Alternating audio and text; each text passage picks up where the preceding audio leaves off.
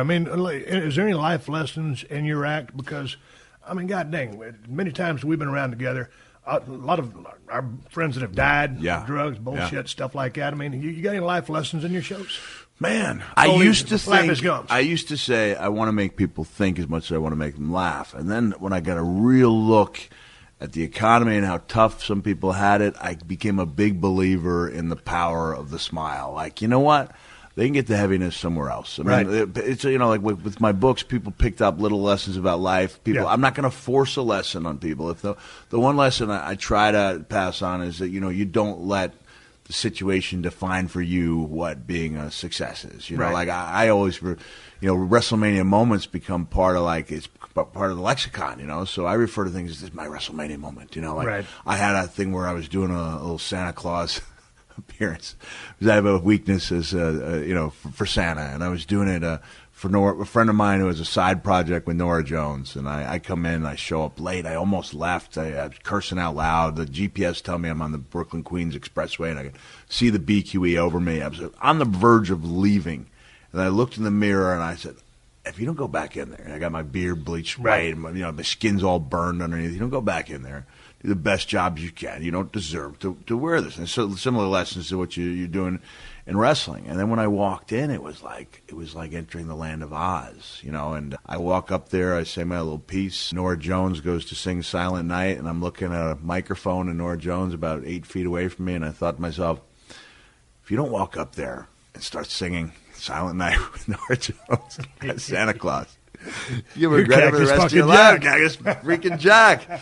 And that was like, I'm looking at it, about 400 people there, and it's like, this is a WrestleMania moment. Like, this is it feels as good as anything ever did inside that ring. And that's really the only lesson I have, is that, you know, you can take a guy who used to perform in front of tens of thousands and put him in some case in front of tens of tens. Yeah. He's usually in the hundreds, you know. I mean, I need double digits to have a good time. You can't have a single digit crowd.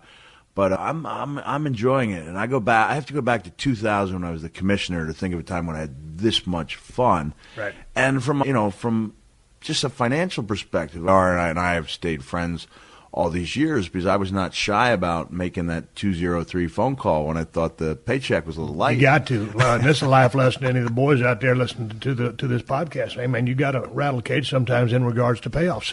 And another quick segue.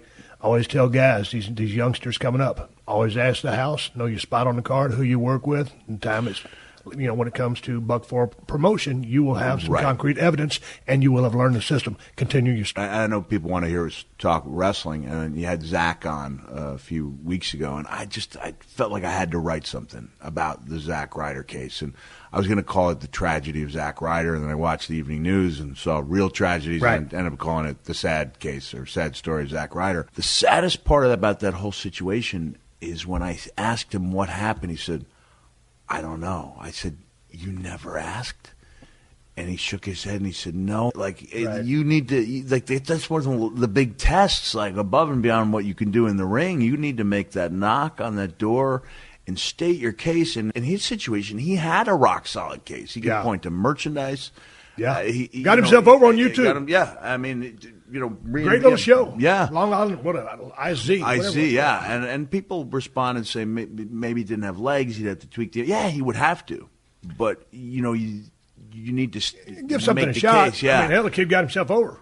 And so that is a lesson for everybody there, is that when you first come in, of course, you're humble and you expect, you know, you're happy to be there. But the business doesn't do well with guys who are just happy to be there. You got to paint a target on another guy up's back and go after that guy. I mean, you're out there to take everybody's spot. I mean, you don't really – this is me looking back and reflecting. Yeah. But as you were, I mean, God dang, we went down the road together. We were hungry as hell. Literally, we were starving. But we was always trying to make it one notch up on the card. I mean, you know, when you grew up as a fan of the business – and Jack lives on Long Island. Before we roll sound, I said, you live in Long Island. It's on Long Island. Yeah. Dude, you just want to be a pro wrestler, right? Yeah. But, I mean, it's always your dream to be the main event. You know what, Steve, I'm in a little different categories. I've been told for so many years. Yeah, I didn't accept that was my end. Dude, did they program you down so much? You had so many naysayers. You overcame a lot. But I never saw myself as being a champion. Like, I honestly, when you say, was my program a success? Like, in our case, we wrestled. You were going on to you were going on to the next big thing.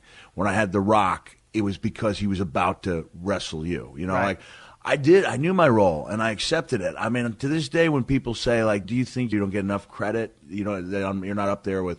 I think you do get plenty of credit. I do but you had your naysayers while you were in the trenches. Sure. Yeah. Oh, yeah. A lot of them. Yeah. Saying, but the end game was making a contribution, and then having the best possible match I could, and then deciding whether or not the guy that I worked the program with was worth more to the company. I saw myself as a role player until I got to WWE and saw 96. All right, I can compete with the big boys. I remember taking that plane ride for my first tryout, and I was a little bit intimidated, and I had to sit back and think, wait a second, I'm going in to do business with The Undertaker, but deep down he's the same guy I rode with 6 years ago. Like, it hasn't changed that much. And I had that level of pep talk to myself. That's an intimidating situation.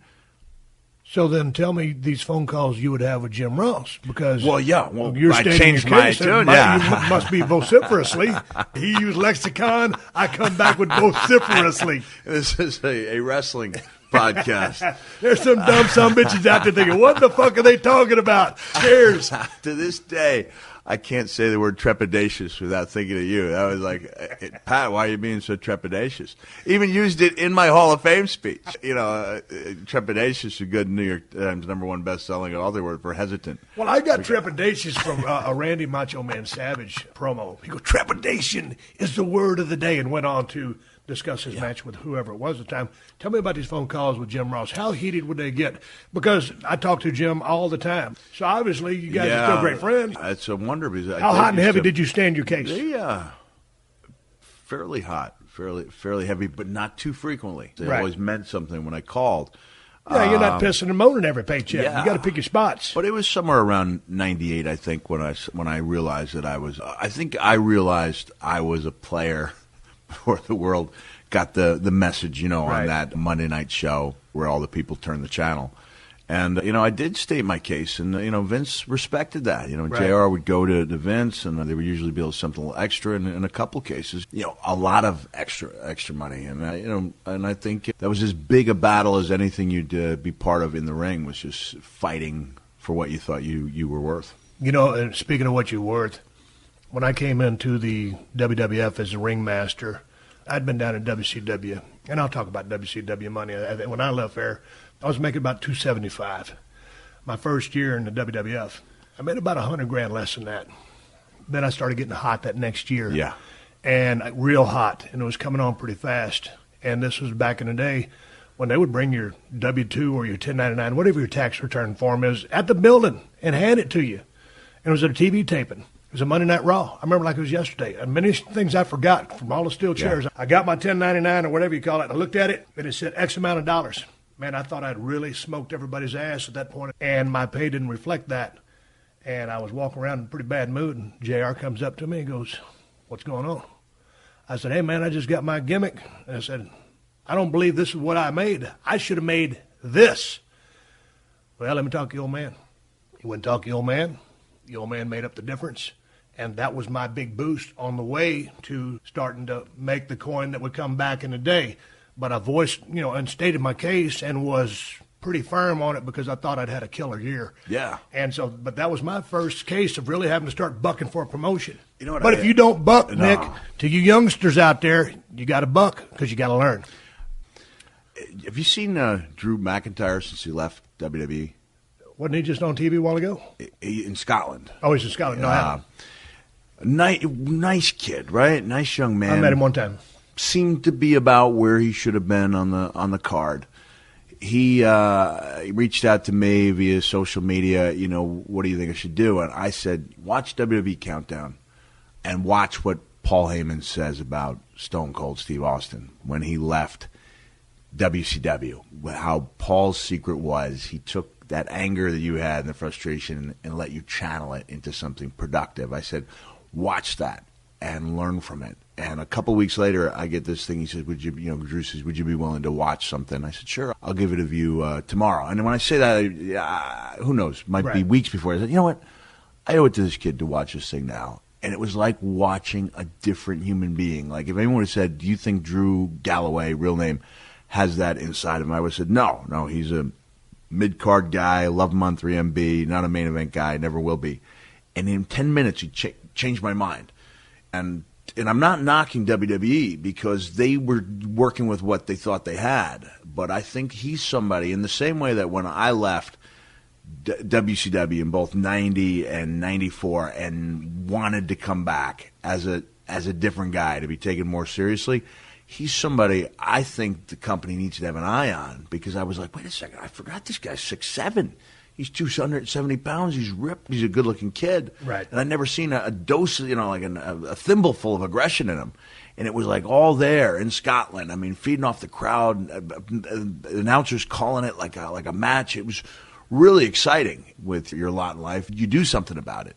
And I think I just wanted to make it a point on your show, because I know your show carries some weight. This is like, I wanted to write a post about it, but if you go over a couple of hundred words on a post, people lose interest. Right. If you're out there, people, check that out. You'd be shocked at how good that kid can be. He's 29 years old. He comes back in a year or two as a man instead of a kid, and doesn't let people remember him the way he was. You've probably seen good wrestlers come into WWE. They just seemed almost physically shriveled. The ring's a little bigger.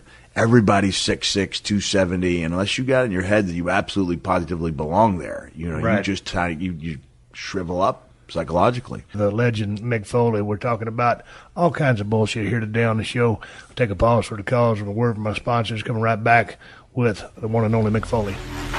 This is the Steve Austin Show.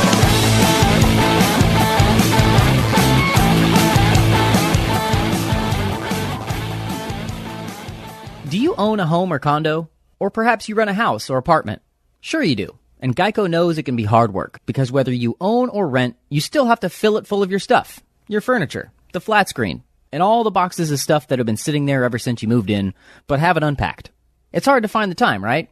But you know what's easy? Bundling policies with Geico. Geico makes it easy to bundle your homeowner's or renter's insurance along with your auto policy. That way, you'll rest easy knowing that your home and all your stuff is protected. Plus, getting a quote on homeowners and renters insurance is super easy through Geico. It's a good thing, too, because you already have so much to do around your home. Visit geico.com, get a quote, and see how much you could save. It's Geico easy. Visit geico.com today. That's geico.com. Steve Austin, Unleashed. All right, coming back with Mick Foley. And we're talking about your show, and it's basically about a good time. It's a poor man's Seinfeld. And I say that with great respect to Jerry Seinfeld. I'm not trying to put my name and his in the same paragraph, conversation, nothing. But so people want to hear us talk about wrestling. Let's talk about it. Your physicality throughout your career was off the charts, extremely high threshold for pain. All the bumps that you took, probably you paying the price for them now. Yeah, definitely. How are you feeling?